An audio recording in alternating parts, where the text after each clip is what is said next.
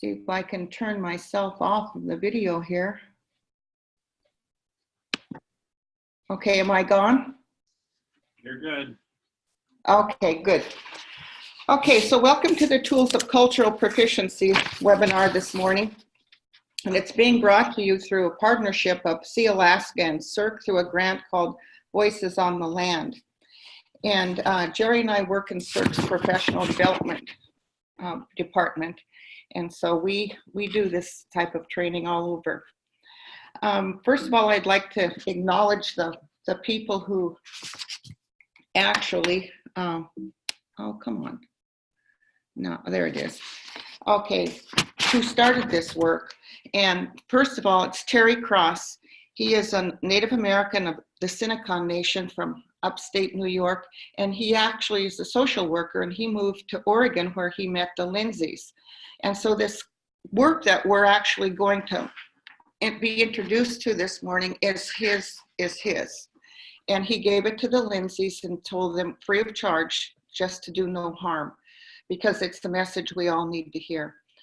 And the information comes from these two books largely, and it's Culturally Proficient, Proficiency, a school manual, a manual for school leaders in the 4th edition, and then the Cultural Proficiency Manifesto.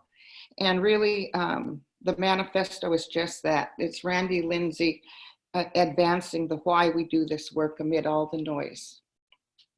So, Jerry and I actually went along with Mary Ann to summer institutes and became certified senior associates for the Center on Cultural Proficiency. So we've got the training, and we have been endorsed by Dolores and Randy to give these trainings. Okay, our agenda for today, we're going to take a look about cultural proficiency and just how it relates to ourselves. Then we're going to look at the framework, which has 4 tools, and then we're going to end up by considering next steps. So we're going to start off right away with an activity, though we call it not really an activity anymore, because an activity is just, it implies that you do something. So the new term is learning strategy. So I'm going to engage you in a learning strategy because it's actually something where the learner is supposed to actually learn something. So get your pencils out and your paper, and I'm going to ask you 7 questions. And you're going to answer them with 1 word or a short phrase. So you'll have about 10 seconds. And then we'll reflect on it afterwards, and you'll need a partner too at the very end. So, ready? First question. Who are you?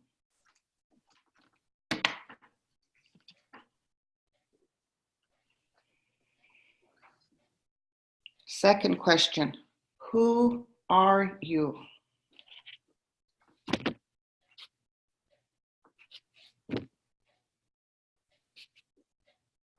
Third, who are you?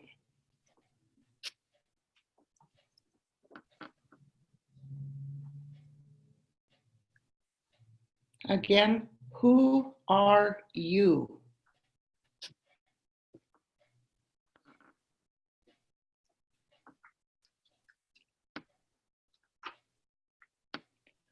Who are you for the 5th time?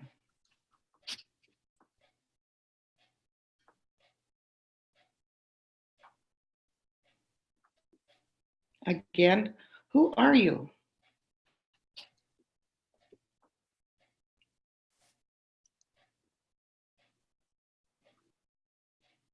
And lastly, who are you?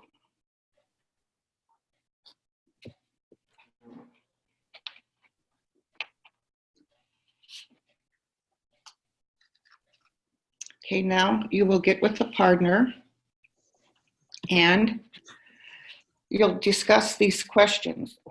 Well, actually what I want you to do before you even get with the partner is prioritize your list. What's most important to least, and then we'll get with the partner.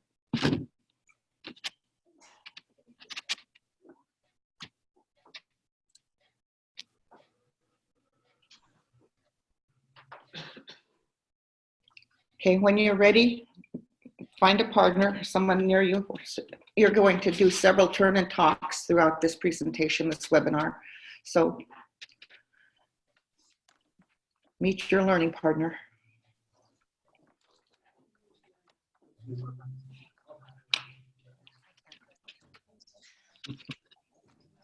Okay, so what did you notice as you wrote your list? What did you learn about yourself, if anything? Why do you think we did this learning strategy at the end? I'm thinking yeah, I'm there.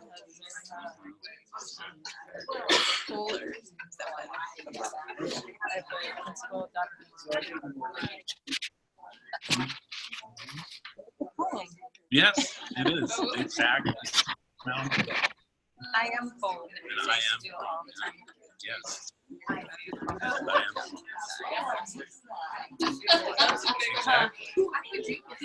always feel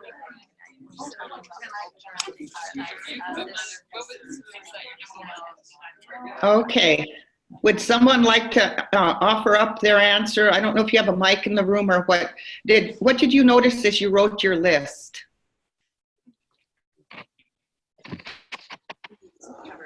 Yeah, can you ask again? Oh, what did you notice as you wrote the list?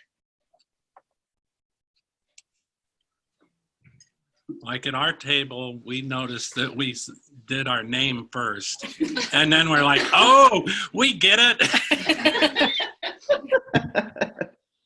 All right. And then did you learn anything about yourself from doing this learning strategy? We have a lot of roles. Yes, we have a lot of roles. And why do you think we did this learning strategy?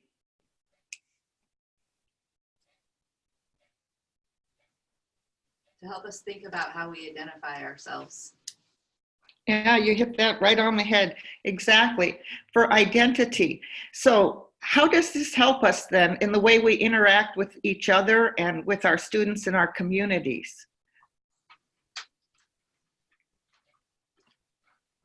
I think a lot of times we make assumptions about people, and this table helps just clarify your own identity and then be able to see the way that other people identify themselves. It might be different than the assumption that you make. Exactly. And it always has to start with us, doesn't it? And it starts really with the reflection, because reflection and dialogue, they're both essential processes for us to grow. And cultural proficiency is really a journey. And every journey has to start with the first step. And so when you were writing individually your responses, you were self-reflecting. You were having that discussion with yourself. And then when you debriefed, you were dialoguing, having the discussion with others. And oftentimes in our fast-paced world, we don't give enough time for reflection or really dialogue. We present the information, we take it, and we act on it. We just move ahead. And yet we know that there's no real learning without stopping and reflecting and then talking it over often, because when you talk it over in dialogue, it helps clarify that thinking and settle it in your psyche a little better. So cultural proficiency really then is an inside-out approach. And just like that very long journey, there has to be that first step, and we have to know where we're going. So it can't be minimized. You have to really stop and think. It's about being aware of how we as individuals and as schools work with others. It's being aware of how we respond to those different from us, and just how different they are. Does our response change? It's about visible and not so visible differences, preparing to live in a world of differences. So cultural proficiency really is an inside-out approach. It's a worldview, a mindset, and it's a manner in which we need to lead our lives. And it can't be mandated. It can only be nurtured. So without these commitments that are coming up, cultural proficiency will just be a concept, a word for you. So cultural proficiency means that we're committed to examining our own values, assumptions, and behaviors, that we're committed to working with our colleagues to examine our schools and district policies and practices relative to the cultural or demographic groups of students served. And it's a commitment to being an integral part of the community we serve by learning with and from that community. And on our journey, the journey will engage us in introspection as a means to understand our own thoughts, feelings, and motives. It'll engage us in reflection as a means to examine our own actions. And it'll engage us in examination as a means to study the current policies and practices of our schools and districts, and probably even larger to our country. So the analogy then is cultural proficiency functions as a lens through which to view our work. It's the manner in which we lead our lives. We have a pair of glasses here and a magnifying glass and a globe. And I'd like you to, at your tables, to talk about what is the metaphor here. I'll give you about a minute, then I'll ask for a response. Thank you. The pictures, what's the metaphor? Yeah, thinking of what she mentioned, worldview. So, taking this is looking through the lens. There's one looking in and one looking out. Possibly. And we're getting a clearer view on Yeah, the culture. I like this. Okay, I'll pull you back and ask for some brave soul to offer up a possibility.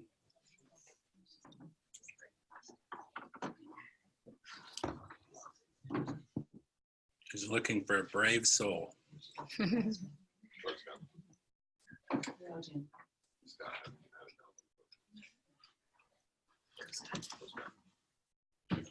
I heard your discussions and you were right on. Whoever I was hearing, I heard different voices.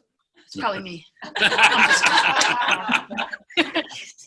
We were just saying that the globe possibly is that connecting to that learning from your community. So it's, looking outward and looking, maybe there's a analogy of looking in and looking out. I don't know. Exactly. We live in a global community, whether we want to admit that or not. We're not, little silos unto ourselves anymore. So it's a lens through which we view our work, and the manner in which we lead our lives. We look out through our spectacles or our lenses, but then we don't really improve or change anything until we start looking at our behaviors under the microscope, under the magnifying glass. So yes, very much so. Now this next one is, you have a handout, questions that guide our work. Now these questions, these 5 questions, align with the tools of cultural proficiency. And these are the questions that guide a district and a school. As a school leader, that you will work through. Actually, cultural proficiency, if you go into a district, it is a 3-year process, because the first year you just get used to looking at the framework, really digging deeper and defining what each of these means. Today, I'm just going to give an overview. So the first year would just be getting yourselves acquainted with it and doing that internal work yourself.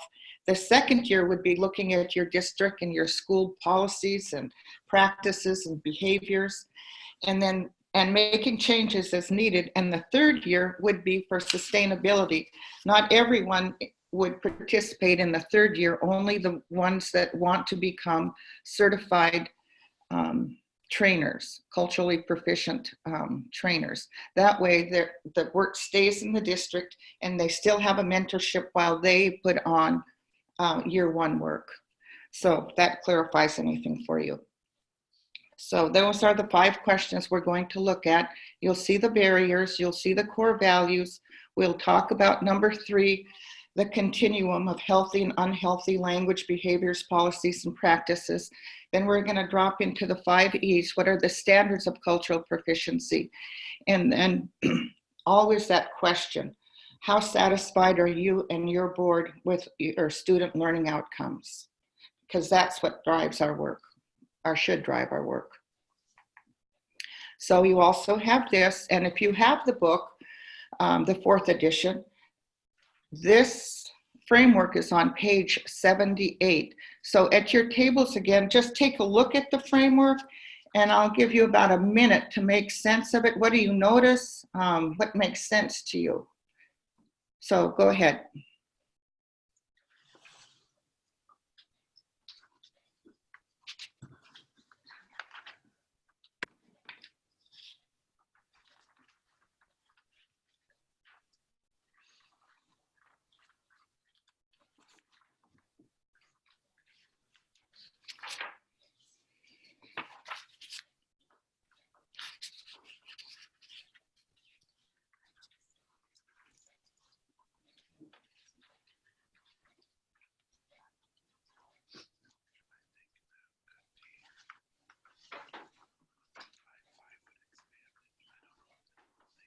Anybody want to say what they notice?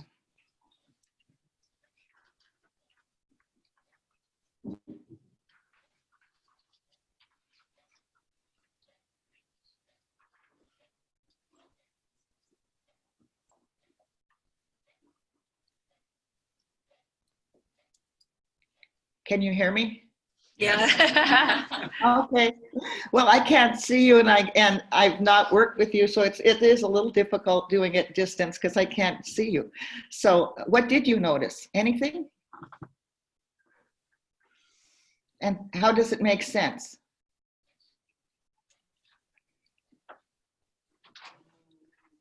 I personally like how it's got the barriers and the guiding principles and sort of the unhealthy and the healthy. I just like the way that's put out there. I think especially cultural blindness is an easy one to sort of ignore or tackle. I don't know if that's the right word, but yes, exactly. We're going to talk about each of these because you're right. The barriers to cultural proficiency are right there, and there's 4 of them. You know, being resistant to change, being unaware of the need to adapt, not acknowledging systematic oppression, and benefiting from a sense of privilege and entitlement. And then that leads to the unhealthy practices of the cultural destructiveness, cultural incapacity, and blindness. And these all need to be overcome. If we stay on the left side, we can, of course, never become culturally proficient. And over here, then on the right side, these are the 9 guiding principles of cultural proficiency. If you have a problem with any of those, you just can't, you'll have a problem with the framework, and you won't become culturally proficient. And then from there, that informs our healthy practices, and along this continuum from left to right, and just informs, it's kind of an assessment of our behaviors. And then that informs the 5 E's, the standards for cultural competence. So you have these, and those are yours to keep as a handout. And the 2 bottom ones, the barriers and the guiding principles, those are tools that provide a framework to guide our personal values and our organizational policies in schools. They are kind of personal, I guess. Those are behavioral things that we do. And then they lead to the top, to the continuum, the language for describing those behaviors and policies and practices and beliefs. And then the essential elements, the standards. How do we measure up against those 5 E's? Because the last 2, the continuum and the essential elements, then those are ethical choices that we make relating to our behaviors, which are the first 2. So we're going to now look at each one of these individually a little bit more, knowing that in the book there's a chapter for each of them.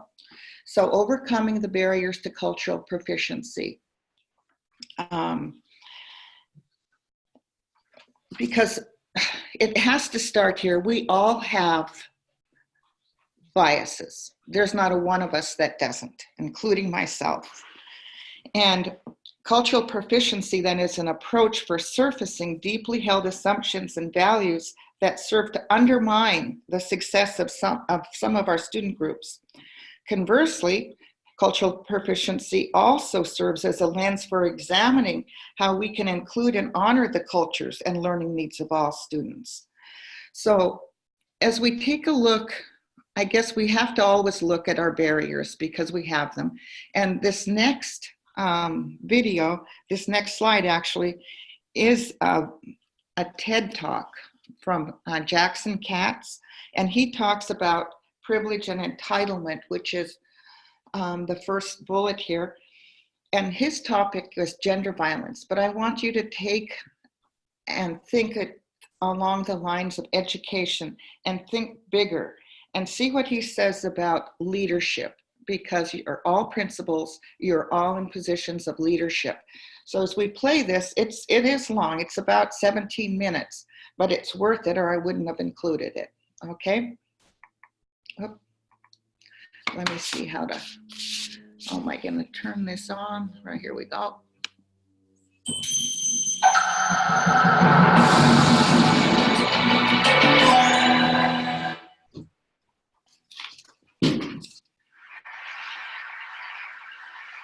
I'm going to share with you a paradigm shifting perspective on the issues of gender violence, sexual assault, domestic violence, relationship abuse, sexual harassment, sexual abuse of children, that whole range of issues that I'll refer to in shorthand as gender violence issues. They've been seen as women's issues that some good men help out with. But I have a problem with that frame, and I don't accept it. I don't see these as women's issues that some good men help out with. In fact, I'm going to argue that these are men's issues, first and foremost. Now, obviously, they're also women's issues, so I appreciate that. But calling gender violence a women's issue is part of the problem for a number of reasons. The first is that it gives men an excuse not to pay attention, right? A lot of men hear the term women's issue, and we tend to tune it out. We think, hey, I'm a guy, that's for the girls, or that's for the women. And a lot of men literally don't get beyond the first sentence as a result. It's almost like a chip in our brain is activated, and the neural pathways take our attention in a different direction when we hear the term women's issues. This is also true, by the way, of the word gender, because a lot of people hear the word gender and they think it means women. So they think that gender issues is synonymous with women's issues. There's some confusion about the term gender. And actually, let me illustrate that confusion by way of analogy. Let's talk for a moment about race. In the US, when you hear the word race, a lot of people think that means African American, Latino, Asian American, Native American, South Asian, Pacific Islander, on and on. A lot of people, when they hear the word sexual orientation, think it means gay, lesbian, bisexual. A lot of people, when they hear the word gender, think it means women. In each case, the dominant group doesn't get paid attention to, right? As if white people don't have some sort of racial identity or belong to some racial category or construct. As if heterosexual people don't have a sexual orientation. As if men don't have a gender. This is one of the ways that dominant systems maintain and reproduce themselves, which is to say the dominant group is rarely challenged to even think about its dominance, because that's one of the key characteristics of power and privilege, the ability to go unexamined, lacking introspection, in fact being rendered invisible in large measure in the discourse about issues that are primarily about us. And this is amazing how this works in domestic and sexual violence, how men have been largely erased from so much of the conversation about a subject that is centrally about men. And I'm going to illustrate what I'm talking about by using the old tech. I'm old school in some fundamental regards. I make films and I work with, high tech, but I'm still old school as an educator. And I want to share with you this exercise that illustrates on a sentence structure level how the way that we think, literally the way that we use language, conspires to keep our attention off of men. This is about domestic violence in particular, but you can plug in other analogs. This comes from the work of the feminist linguist Julia Penelope. It starts with a very basic English sentence. John beat Mary. That's a good English sentence. John is the subject, beat is the verb, Mary is the object. Good sentence. Now we're going to move to the second sentence, which says the same thing in the passive voice. Mary was beaten by John, and now a whole lot has happened in one sentence. We've gone from John beat Mary to Mary was beaten by John. We've shifted our focus in one sentence from John to Mary. And you can see John is very close to the end of the sentence, well, close to dropping off the map of our psychic plane. The third sentence, John is dropped, and we have Mary was beaten, and now it's all about Mary. We're not even thinking about John, it's totally focused on Mary. Over the past generation, the term we've used synonymous with beaten is battered, so we have Mary was battered. And the final sentence in this sequence, flowing from the others, is Mary is a battered woman. So now Mary's very identity, Mary is a battered woman, is what was done to her by John in the first instance. But we've demonstrated that John has long ago left the conversation. Now, those of us who work in domestic and sexual violence field know that victim blaming is pervasive in this realm, which is to say blaming the person to whom something was done rather than the person who did it. And we say things like, why do these women go out with these men? Why are they attracted to these men? Why do they keep going back? What was she wearing at that party? What a stupid thing to do? Why was she drinking with that group of guys in that hotel room? This is victim blaming. And there are numerous reasons for it, but one of them is that our whole cognitive structure is set up to blame victims. It's all unconscious. Our whole cognitive structure is set up to ask questions about women and women's choices and what they're doing, thinking, and wearing. And I'm not going to shout down people who ask questions about women. Okay, it's a legitimate thing to ask. But let's be clear, asking questions about Mary is not going to get us anywhere in terms of preventing violence. We have to ask a different set of questions. You can see where I'm going with this, right? The questions are not about Mary, they're about John. The questions include things like, why does John beat Mary? Why is domestic violence still a big problem in the United States and all over the world? What's going on? Why do so many men abuse physically, emotionally, and verbally and other ways the women and girls and the men and boys that they claim to love? What's going on with men? Why do so many adult men sexually abuse little girls and little boys? Why is that a common problem in our society and all over the world today? Why do we hear over and over again about new scandals erupting in major institutions like the Catholic Church or Penn State football program or the Boy Scouts of America, on and on and on, and local communities all over the country and all over the world, right? We hear about it all the time. Sexual abuse of children. What's going on with men? Why do so many men rape women in our society and around the world? Why do so many men rape other men? What is going on with men? And then what is the role of the various institutions in our society that are helping to produce abuse of men at pandemic rates? Because this isn't about individual perpetrators. That's a naive way to understanding what is a much deeper and more systematic social problem. You know, the perpetrators aren't these, monsters who crawl out of the swamp and come into town and do their nasty business and then retreat into the darkness. That's a very naive notion, right? Perpetrators are much more normal than that and everyday than that. So the question is, what are we doing here and in our society and in the world? What are the roles of various institutions in helping to produce abuse of men? What's the role of religious belief systems, the sports culture, the pornography culture, the family structure, economics and how that intersects, and race and ethnicity and how that intersects? How does all this work? And then once we start making those kind of connections and asking those important and big questions, then we can talk about how can we be transformative. In other words, how can we do something differently? How can we change the practices? How can we change the socialization of boys and the definitions of manhood that lead to these current outcomes? These are the kind of questions that we need to be asking and the kind of work that we need to be doing. But if we're endlessly focused on what women are doing and thinking in relationships or elsewhere, we're not going to get to that piece. Now, I understand that a lot of women who have been trying to speak out about these issues today and yesterday and for years and years often get shouted down for their efforts. They get called nasty names like male basher and man hater, the disgusting and offensive feminazi, right? You know what all this is about? It's called kill the messenger. It's because the women who are standing up and speaking out for themselves and for other women, as well as for men and boys, it's a statement to them to sit down and shut up. Keep the current system in place, because we don't like it when people rock the boat. We don't like when people challenge our power. You better sit down and shut up, basically. And thank goodness that women haven't done that. Thank goodness that we live in a world where there's so much women's leadership that can counteract that. But one of the powerful roles that men can play in this work is that we can say some things that sometimes women can't say. Or better yet, we can be heard saying some things that women often can't be heard saying.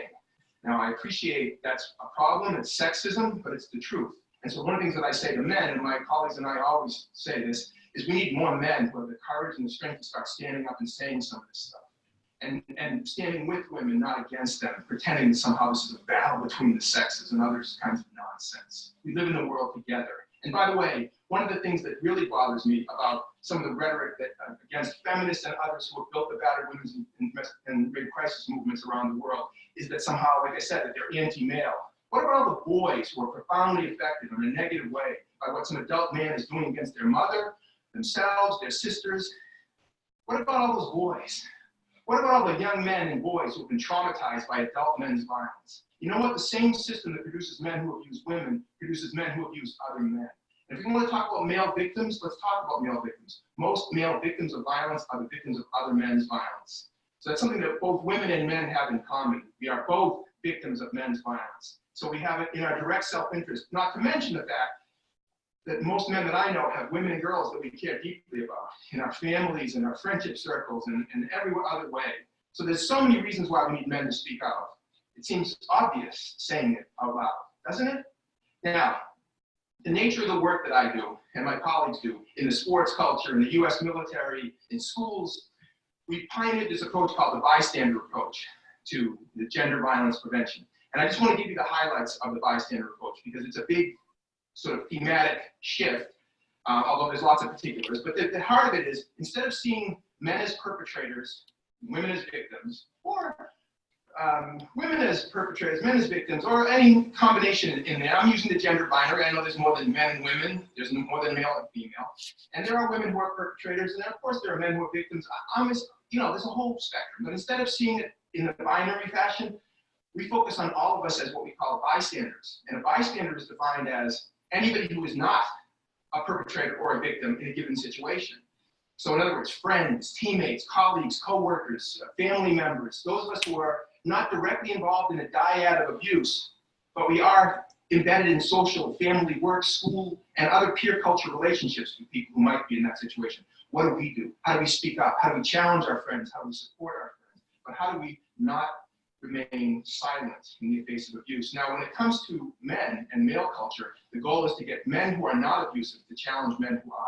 And when I say abusive, I don't mean just men who are beating women. We're not just saying that a man whose friend is abusing his girlfriend needs to stop, the guy at the moment of attack. I mean, that's a naive way of creating a social change. It's along a continuum we're trying to get men to interrupt each other. So for example, if you're a guy and you're in a group of guys playing poker, talking, hanging out, no women present, and another guy says something sexist or degrading or harassing about women, instead of laughing along or pretending you didn't hear it, we need men to say, hey, that's not funny. It could be my sister you're talking about, and you joke about something else. Or if you talk about something else, I don't appreciate that kind of talk. Just like if you're a white person and another white person makes a racist comment, I hope, that white people would interrupt that racist enactment by a fellow white person. Just like with heterosexism, if you're a heterosexual person and you yourself don't enact harassing or abusive behaviors towards people of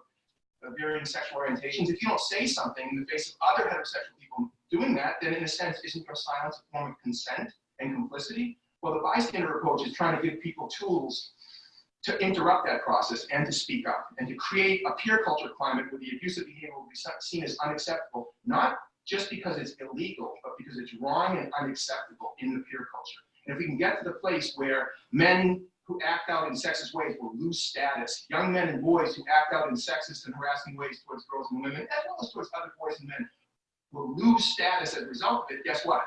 We'll see a radical diminution of the abuse, because the typical perpetrator is not sick and twisted. He's a normal guy in every other way, isn't he? Now, among the many great things that Martin Luther King said in his short life was, in the end, what will hurt the most is not the words of our enemies, but the silence of our friends.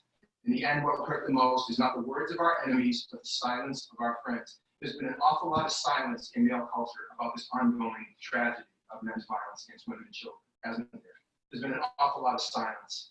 And all I'm saying is that we need to break that silence, and we need more men to do that. Now, it's easier said than done, because I'm saying it now, but I'm telling you, it's not easy in male culture for guys to challenge each other. which is one of the reasons why part of the paradigm shift that has to happen is not just understanding these issues as men's issues, but they're also leadership issues for men. Because ultimately, the responsibility for taking a stand on these issues should not fall on the shoulder of little boys or teenage boys in high school or college men. It should be on adult men with power. Adult men with power are the ones we need to be holding accountable for being leaders on these issues. Because when somebody speaks up in a peer culture and challenges and interrupts, he or she is being a leader, really, right? But on a big scale, we need more adult men with power to start prioritizing these issues. And we haven't seen that yet, have we? Now, I was at a dinner a number of years ago, and I work extensively with the US military, all the services.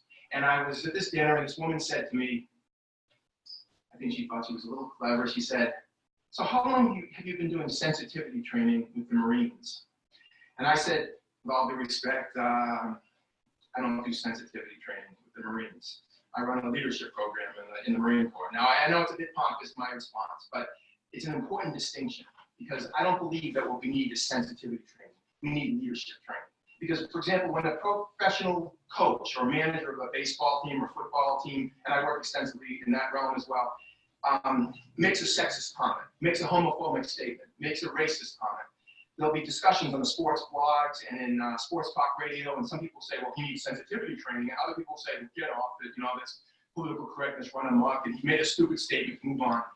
My argument is he doesn't need sensitivity training, he needs leadership training, because he's being a bad leader. Because in a society with gender diversity and sexual diversity and racial and ethnic diversity, you make those kind of comments, you're failing at your leadership. If we can make this point that I'm making to powerful men and women in our society at all levels of institutional authority and power, it's going to change. It's going to change the paradigm of people's thinking. For example, I work a lot in college and university athletics throughout North America, right? We know so much about how to prevent domestic and sexual violence, right? There's no excuse for a college or university to not have domestic and sexual violence prevention training mandated for all student athletes, coaches, and administrators as part of their educational process. We know enough to know that we can easily do that, but you know what's missing? The leadership. But it's not the leadership of student athletes, it's the leadership of the athletic director, the president of the university, the people in charge who make decisions about resources, who make decisions about priorities in the institutional settings, right? That's a failure in most cases of men's leadership. Look at Penn State. Penn State is the mother of all teachable moments for the bystander approach. You had so many situations in that realm where men in powerful positions failed to act to protect children, in this case, boys. It's unbelievable, really. But when you get into it, you realize there are pressures on men. There are constraints within peer cultures on men, which is why we need to encourage men to break through those pressures. And one of the ways to do that is to say there's an awful lot of men who care deeply about these issues. I know this. I work with men, and I've been working with tens of thousands, hundreds of thousands of men for many, many decades now. It's scary when you think about it, how many years. But there's so many men who care deeply about these issues, but caring deeply is not enough. We need more men with the guts, with the courage, with the strength, with the moral integrity to break our complicit silence and challenge each other and stand with women, not against them. By the way, we owe it to women, there's no question about it, but we also owe it to our sons. We also owe it to young men who are growing up all over the world in situations where they didn't make the choice to be a man in a culture that tells them the manhood is a certain way. They didn't make the choice. We that have a choice have an opportunity and a responsibility to them as well.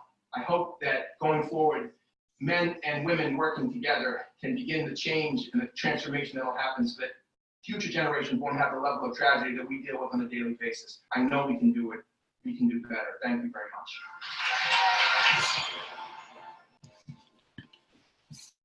Okay, that was long, but I want you to talk at your table and at your tables and see who are the Johns and Marys in our schools, in your schools. Do we have them?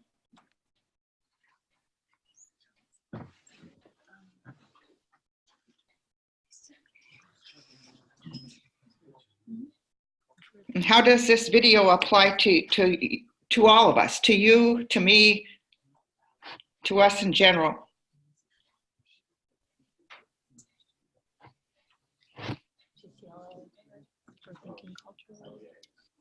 and me maybe advocating for busing or having, I mean, that, hopefully I'm a voice, but I think it's so easy to be silent because we're scared and saying the wrong thing.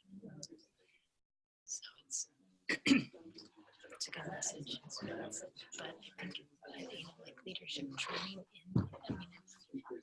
I think it's important because it's so easy to not say to be safe. You know, I'm a person in my school who identifies as genderqueer. She doesn't want to be identified either way. And she's bringing this to my attention and wanting us to have more conversations about it as a staff. And I'm not quite sure how to go about it because it's sensitive. And you know, you want to do it right, you know. And, so anyway, we're in conversation right now. We've had one little staff meeting where we talked about how we. Okay, so this really is a topic probably most of us would prefer not to talk about, but it's very real. It's very real as an educator. I spent 25 years in the classroom, and you see the effects of it. And as educators, we often do victim blaming. We take a look at our student scores and we, you know, instead of changing our paradigm shift a little bit and taking out that magnifying glass and maybe doing a little introspection about ourselves, we often do not ask the different set of questions. It becomes, you know, things like, you know, I'm Alaska Native, so I'll use myself. It's like Alaska Natives have a problem with education. Well, we don't really. It's just that the educational system many times we don't see a real purpose for it, so many kids choose to opt out rather than opt in. So do you see why this movie or this TED Talk was meant to really challenge our thinking and our leadership roles? Yes. Okay, good. Thank you. Now I want you to pull your list out, your who am I list, and I want you to randomly cross off 3 of your traits that you wrote down. Out of the 7 questions, cross off 3 of them.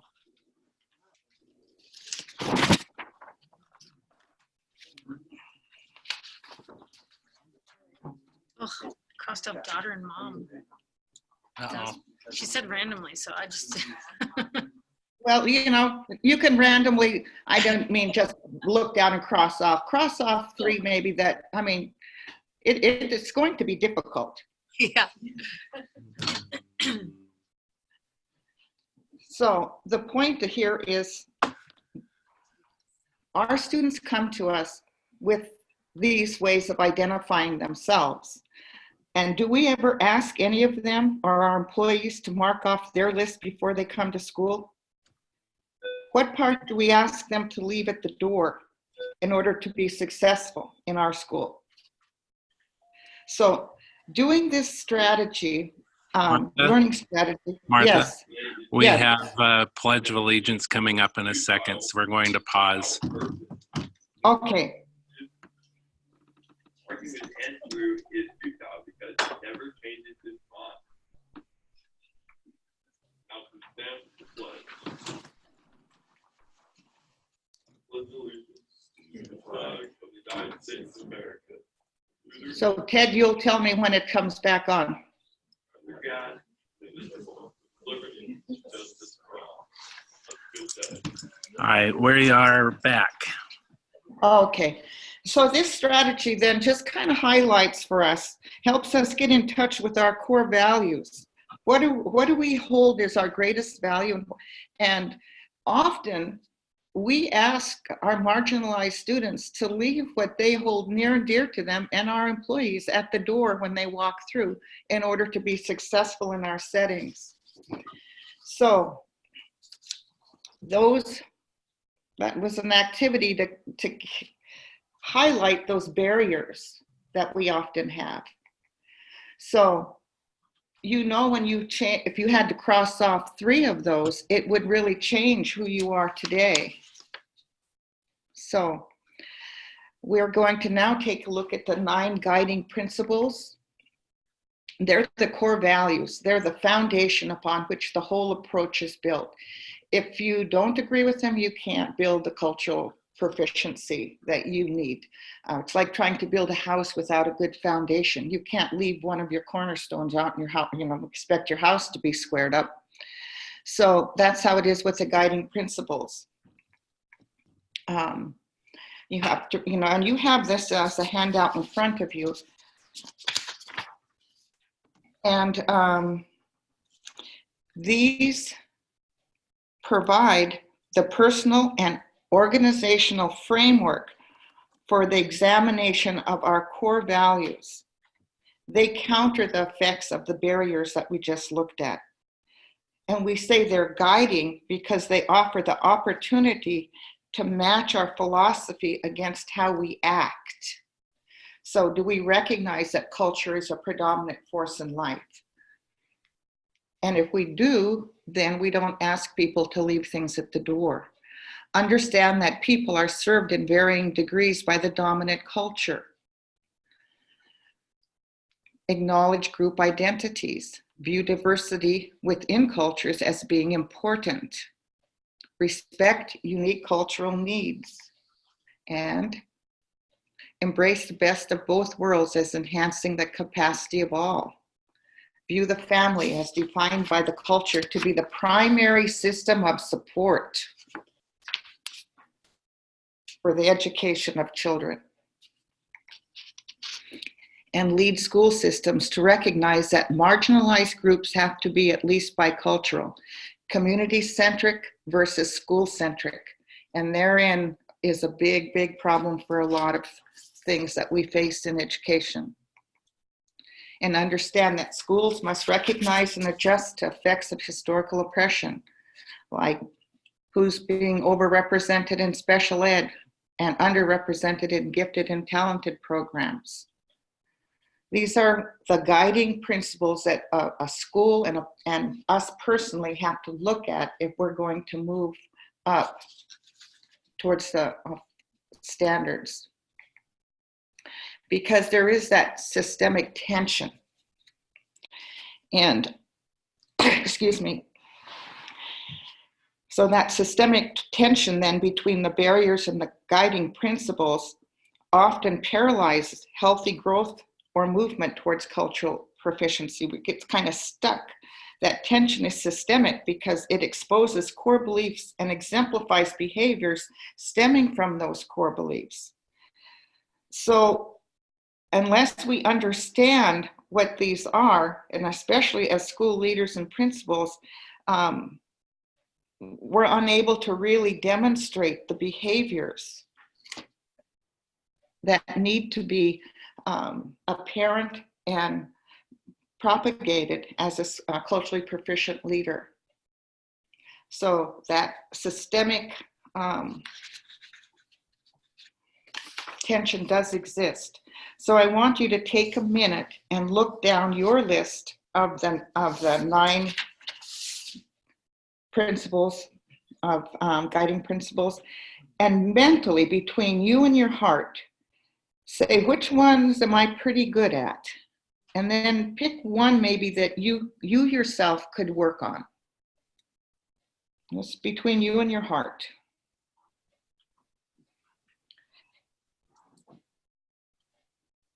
And then after you identify the one that you could maybe use a little work on, take a look over at the barriers. Which one of those barriers does it match up with?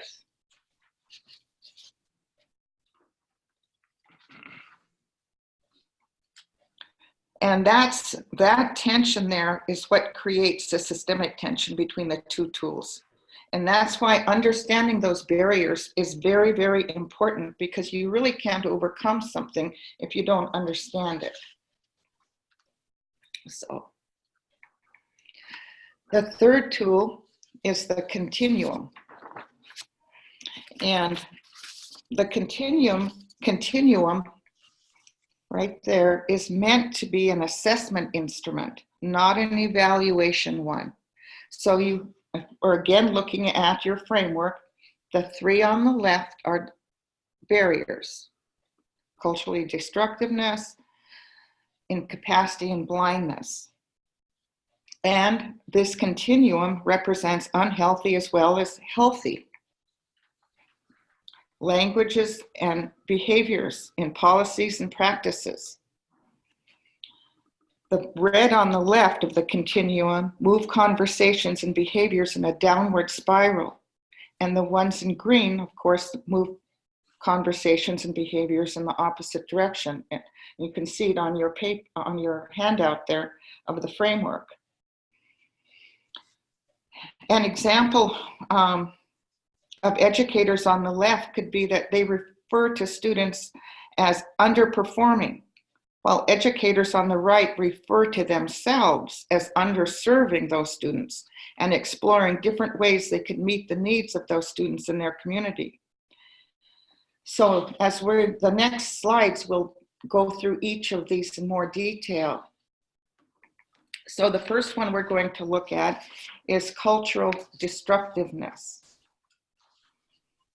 These are our hate groups and those deeply entrenched in prejudice activities. But other behaviors are here too. Consider making curriculum choices. Who's visible? Whose accomplishments are being highlighted? And we've all had difficult students that in reality, if we're being totally honest with ourselves, we would rather not deal with. And it behooves us to admit right here that feelings are just that, feelings. They aren't good, they aren't bad, they just are. They're triggered in us. But as we reflect on those feelings and we act on them, that's where they become things that we have to really judge and either get rid of, work on, or act appropriately. So an example is one of my own, and I'm not proud of this, but I give it as an example because I was teaching and it was just the beginning of the school year, and I had a multiple sclerosis child in a wheelchair put in my classroom, and I was told I was getting this student, and my initial reaction was, I don't want that, you know, and I was so taken aback by my own feelings that I really had to sit down and smack myself and say, why am I feeling like this? This isn't appropriate. And so I did some really self-reflecting, and it came down to the fact that I already had 28 kids in a small classroom. And I was going to have to rearrange all my desks and rethink fire drills and earthquake drills and all of that. So for accessibility reasons. And then when it came down to that I was being inconvenient. So I had these feelings. I just kind of had to laugh at myself and say, okay, these are all things you can fix, Martha, get to it. And so we had a very good year with him. And so that's kind of what we're looking at there, that it could have turned out differently had I not pushed myself. And I would have never said anything, but my implicit bias would have come through in actions. So then we're looking at incapacity. Again, this point describes individuals or organizational practices that show extreme bias, beliefs in superiority of a dominant group, or a belief in the inferiority of a subordinate group. It's a belief in the superiority of one's own culture and behaviors that disempowers another group. It's like questioning their qualifications. It's like, oh, are they really qualified, or did they just get this because of affirmative action? It's like making fun of names. The parents don't care, so why should I? And I'm really successful when I work with normal kids. And then the last one is the cultural blindness. And it's the least discernible of the macroaggressions. by those who display behaviors on the left side. Like viewing that first bullet, diversity training, as something to be endured, like mandated blood-borne pathogens training. It's separate from real PD. This last point on the left side is paradoxical for many people because they really believe everyone is equal. Color and culture make no difference. Everyone is the same and should be treated equally. And those, you know, that's a hard thing to argue against, except the point of this being culturally blind educator is really they want to avoid discrimination, which is a very good intention, but in avoiding making an issue of differences manifested among students, they totally miss the point that students view their cultural differences as an important aspect of their identity. It's like asking them to cross something off their list that they identify with.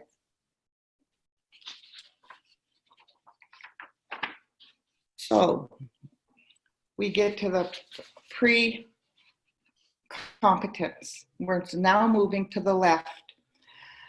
It's an awareness of the limitations of one's skill or an organization's practices when interacting with other cultural groups. This strategy has 2 phases. In the early phases, the educator may engage proactively and effectively with other cultures, and they are aware they don't know enough. Educators might, for example, believe that the accomplishments of a single goal or activity fulfills any perceived obligation towards the cultural group in the school or district, like serving soul food during Black History Month, or having a Tlingit dance group come in during Indigenous Peoples Month.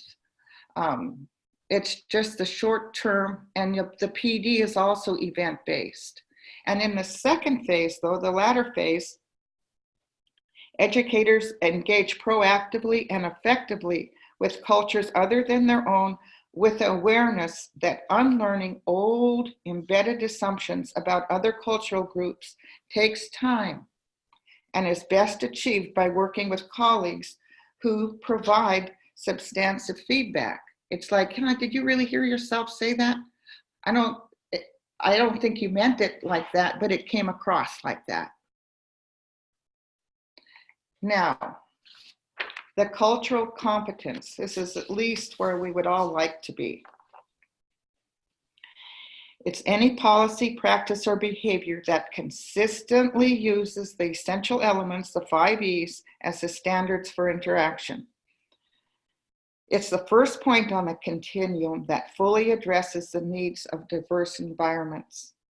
At this point, schools and educators accept and respect differences, carefully attend to the dynamics of differences, continually assess and expand their own cultural knowledge and beliefs, and adapt their own belief systems, policies, and practices to reflect the demographics that they serve. And culturally competent educators incorporate culturally appropriate behavior in performance appraisals. They advocate for change in policies, practice, and procedures throughout the school and the community. And they speak on issues about marginalized people or groups.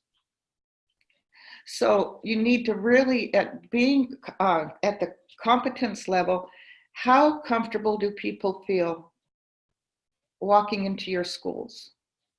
Do they see themselves reflected? And do you really, I'm pretty sure in this day and age, we all disaggregate our data and use it to drive decisions, but we really need to analyze and ask ourselves, are those strategies and things that we're really looking at, are they for inclusion? And how are our schools functioning as a learning community?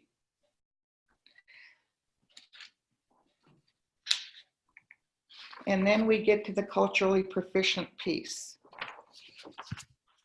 And here, it's cultural proficiency is just so much more than just esteeming culture. The culturally proficient leader is forward-looking and seeks to add to the knowledge base of culturally proficient practices, by conducting research, developing new culturally appropriate approaches, and taking advantage of opportunities to increase his or her awareness and knowledge of others. Who's in your school? Who's teaching for you? Culturally proficient leaders unabashedly advocate for culturally proficient practices in all the arenas. They have a strong sense of social justice and doing what's right for the demographic groups in their school and district. They are strategic in keeping apprised of the demographic shifts and anticipating emerging educational issues and planning for these shifts. And they use data to inform long-term professional development opportunities and plans. And, you know, they realize that really cultural proficiency and advocating for social justice is a process, and it's a lifelong learning process.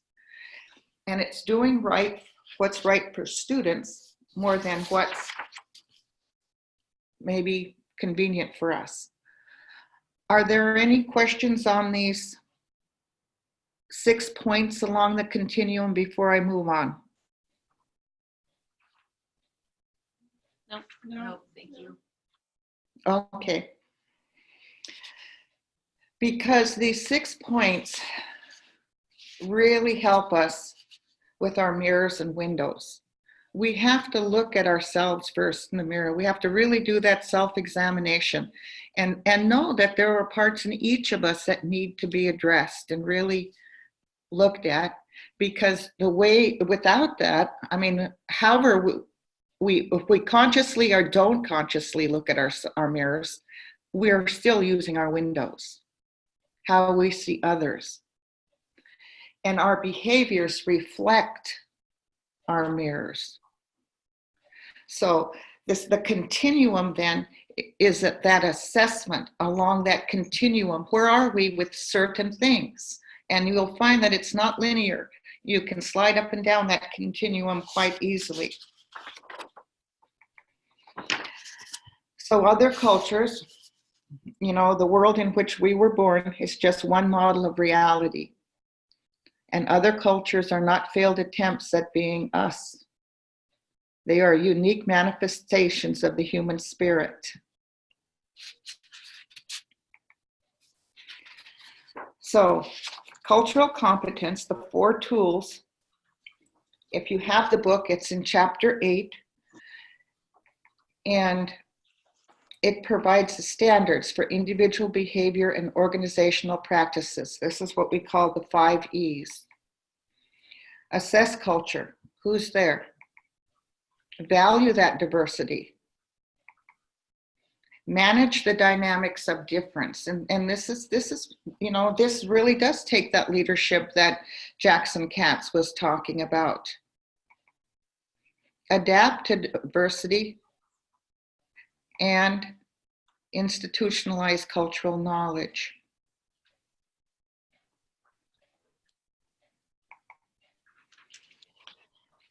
So, what will it take to be culturally proficient? I love this quote. It's you should play with real musicians, then the best music comes from real people interacting with each other. So we have to focus on the moral purpose of our work. The 2 upper tools help us look at that. Those are tools for gauging. Develop and manage support structures and practices. Invite, require, and value multiple perspectives. Focus on student achievement and results. And develop a critical mass of educator leaders. And that's what you are. You are the educational leaders. And for Juneau, you are the critical mass. So, who are we and what are we willing to do? I'm going to give you a minute to just talk at your tables. Who are you in Juneau and what are you willing to do in terms of this framework? Is it helpful for you? Are these questions helpful? talk at your tables for about a minute.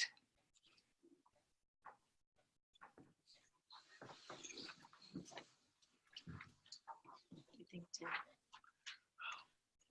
Having not seen this before, right now it's in isolation. So it could be that we would do this today and we would only disconnect it. Now that we've seen it, my question for myself would be, what do we do next? I don't know yet. I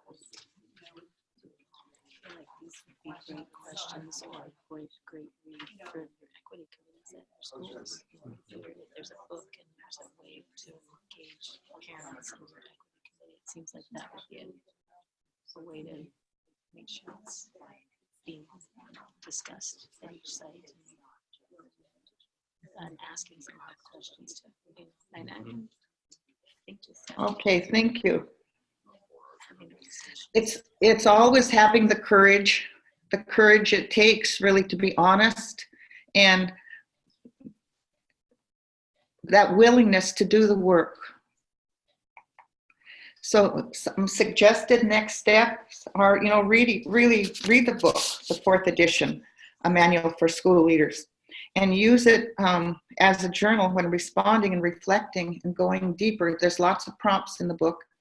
Engage with your colleagues in that book study and share responses to the prompts. And engage with colleagues in really a culturally proficient inquiry of your school that focuses on equity approaches to access and the achievement and opportunity disparities. Use those questions that guide our work and make that commitment. I know this is a grant and this was a requirement of the grant, but I hope that it's more than that. And I hope that voices that resonate, that this will be kind of maybe a little prompt for you to think deeper. And I'm going to finish early. Really, this is at the end. So I'd like a little feedback. Was this, how did I do? Was the information helpful? Just give me a little feedback here. The information was really helpful, and I thought that it was thought-provoking and has made me be more reflective. Thank you. Anyone else? I think you modeled the reflection and dialogue throughout the presentation and having us do learning strategies. So thank you for providing those.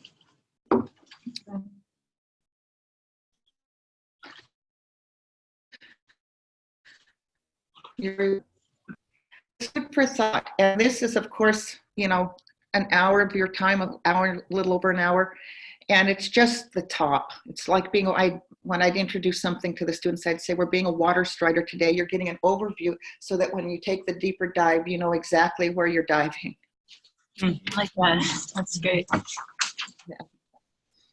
So these are ways to get a hold of SERRC, of course.